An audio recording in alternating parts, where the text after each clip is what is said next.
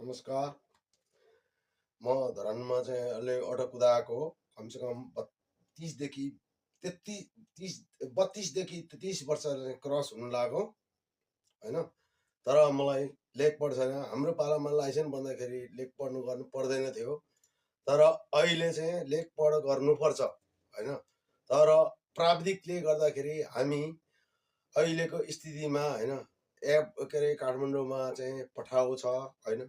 हाम्रो चाहिँ अब पूर्वाञ्चलबाट सबभन्दा पहिला चाहिँ हाम्रो अहिले चाहिँ बोलाऊ भन्ने एप मेचीदेखि महाकाली नेपालभरि नै सजियोस् र नेपालभरि नै भइराखोस् भन्ने मलाई पूर्ण आशा गर्दै म सम्पूर्ण हुन त मलाई पढ्नु पनि आउँदैन, मलाई लेख्नु पनि आउँदैन, एबिसिडी भन्ने आउँदैन, आरएएम राम राम भन्ने आउँछ तर श्याम भन्ने आउँदैन, साला भन्ने पनि आउँदैन, साइला भन्ने पनि आउँदैन होइन।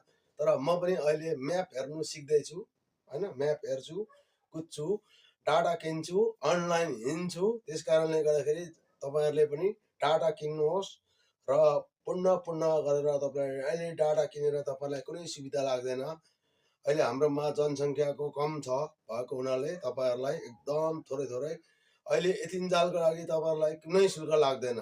तपाईँ हेर्नुहोस्, आउनुहोस्, सिक्नुहोस्, गर्नुहोस् होइन। गरे बापत तपाईँहरू पनि सिक्नुहोस्, म्याप हेर्नुहोस्, म्याप मात्रै हेर्नु जानुहोस्, अनलाइनमा अप भनेर नहिँड्नुहोस् होइन। हाम्रो धरानमा पनि यति रहेछन् भन्ने अब राइटरहरू रहेछन् भने तपाईँहरूले पनि याद गर्नुहोस् होइन। तर म पनि पढे त पढेको छुइनँ मैले, तर थोरै पढेको भए पनि म म्याप हेर्नु जाँदैछु, म कुन लाइनमा बस्दैछु, कुन टोलमा बस्दैछु, कहाँ जाँदैछु भने। तर अनलाइन वान फ्री